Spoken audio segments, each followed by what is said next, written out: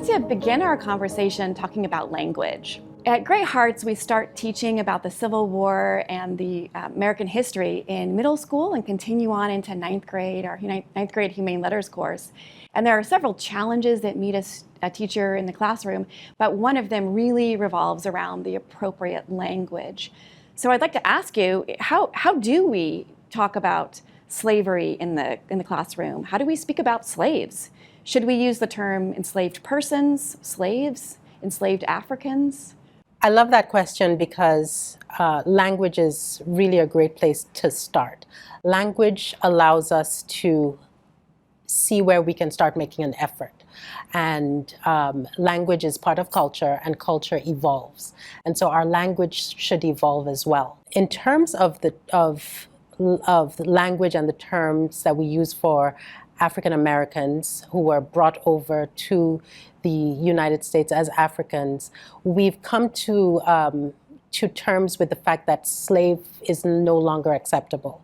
And the reason is, and historians have thought this through for us, the fact is that the term slave connotes a fixed existence, right? So a slave is a slave is a slave. When we switch, when we evolve that way of referring to Africans that were brought over against their will by other people, we allow ourselves to rethink that term. And so thinking of the term enslaved really is a better way of referring to these people, because it reminds us that this was an action that was meted out on a group of people by other people. It brings all the players into the picture. So I would certainly encourage the use of the term enslaved to refer to Africans who were brought over here. But language is really critical.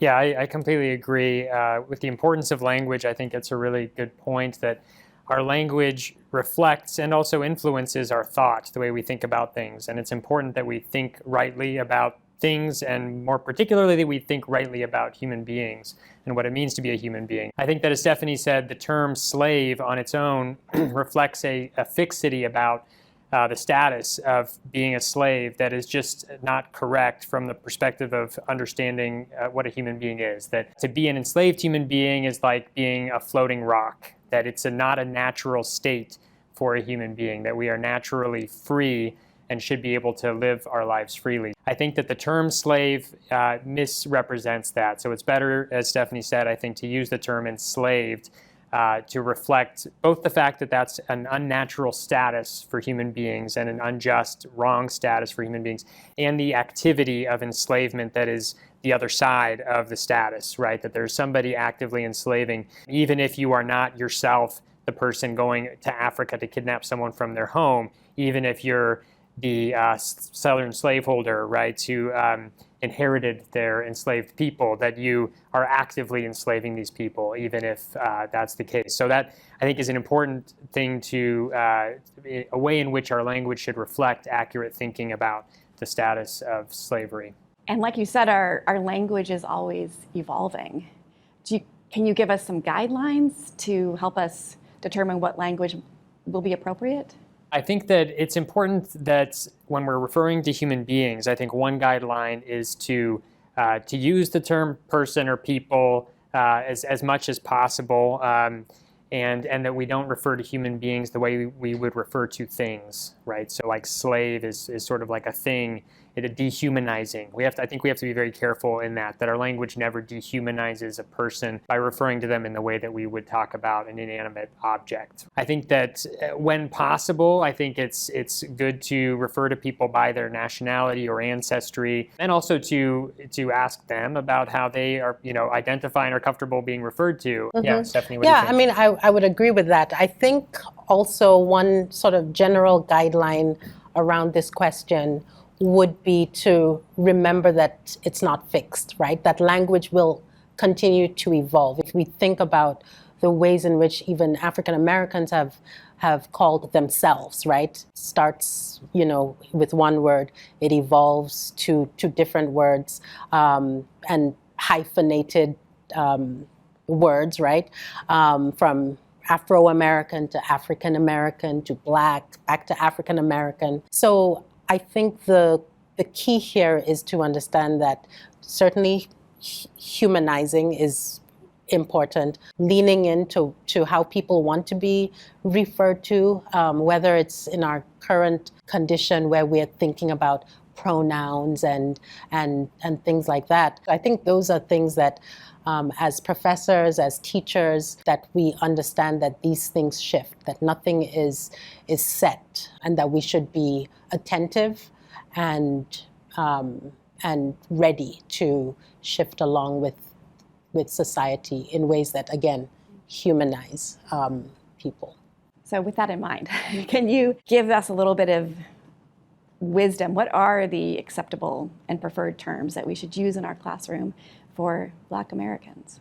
I would certainly I've continued to use African American. There are a number of African Americans that would prefer to drop the hyphen, because why should they be hyphenated when others aren't, right? American, Black is considered acceptable by many Americans. And I would just add to that I've had friends ask me particularly about the term Blacks. Is that okay to say Blacks? And you hear that still, I think, often. And when I was talking to this friend about this, because he just wasn't sure, right, and it had confronted him as potentially an issue that he had used the term Blacks. And so I said, well, I think it's not appropriate to say Blacks, because that, to my mind, it is dehumanizing.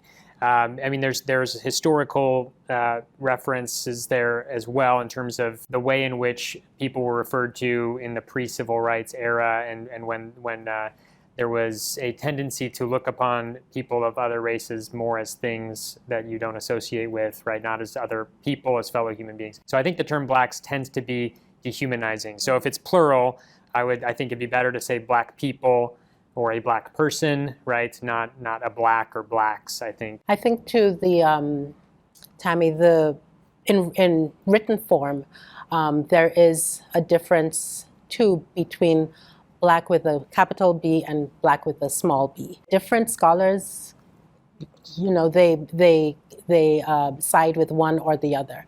I always capitalize my B in Black.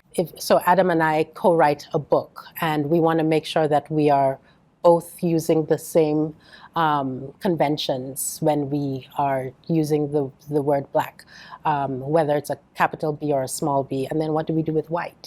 So these are choices that we as scholars have to make, and hopefully the editors are on our side.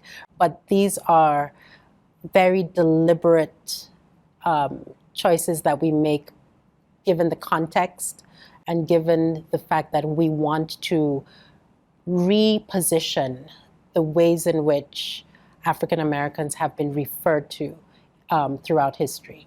I'd like to continue talking about language, but switch from history to literature. In our middle school and in our high school, we read a lot of literature that contains racial slurs. For example, in 6th grade, our students read Tom Sawyer. In 8th grade, they read To Kill a Mockingbird and The Merchant of Venice. And then in 9th grade, we read The Adventures of Huckleberry Finn. In Huckleberry Finn, the N-word is mentioned 219 times. How do we deal with the N-word and other racial slurs in literature in a manner that acknowledges the dignity of every student? We recognize that a lot of the canon, which is, steeped in history, has some problematic terms that have been used, like the N-word. What I would say is that when, as a professor or a teacher, we are reading aloud, or we're introducing a book like Huckleberry Finn, we should first of all have a preface, an introduction that allows our students to know that it's coming, right?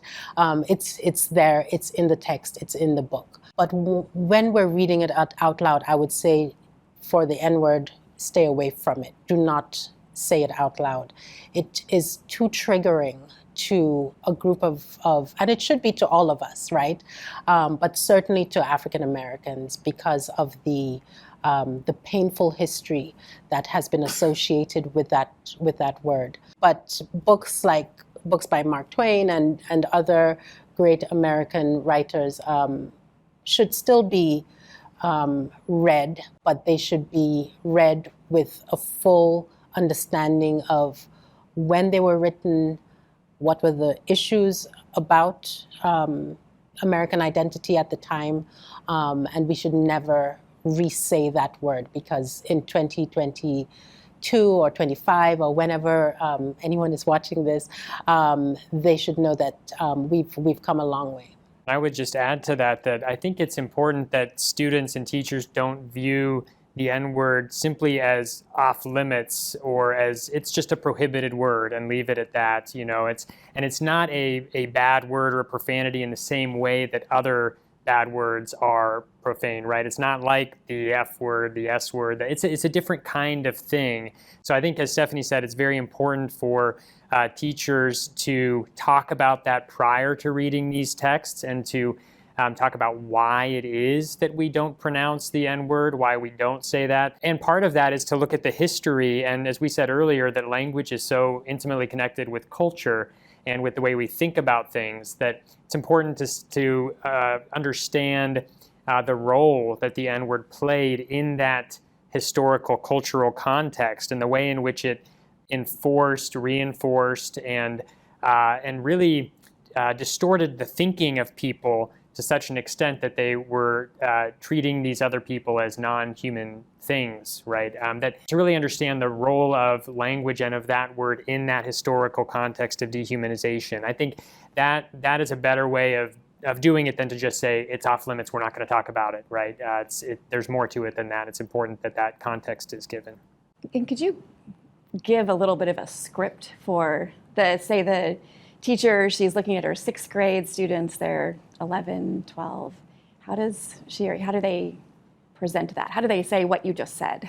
I think it's important for a teacher of students at that age particularly to distinguish between the N-word and other bad words. Kids know that bad words are prohibited, but not for reasons that they necessarily think that they themselves are convinced of. So I think it's important to say, look, students, the N-word is not like other bad words. This is the function that it played in society, in earlier American society. And what it did was it misled people into thinking that these people were not people. And that's a really, really seriously wrong thing that we should always be careful to not do ourselves. And so that's why we're not going to use this word. Keeping in mind, too, that so many of their classmates have had parents and grandparents and great-grandparents who were called that word. I have had that word called out at me. So I would, again, ask students to think about what that experience may be like for the people who are at the butt of this slur. It's similar to other slurs, right? Think about what that feels like to be told by your great-grandparents how you were treated when you were called that word. I think starting with empathy is a great way of starting the conversation about the language that we use and the language that we don't. It is about thinking about or asking them to put on a different pair of shoes and see what that would look like. And then the students can then take that home to their parents or their grandparents. That's how I think we start shifting the society from these moments of empathy that we can provide in our classrooms.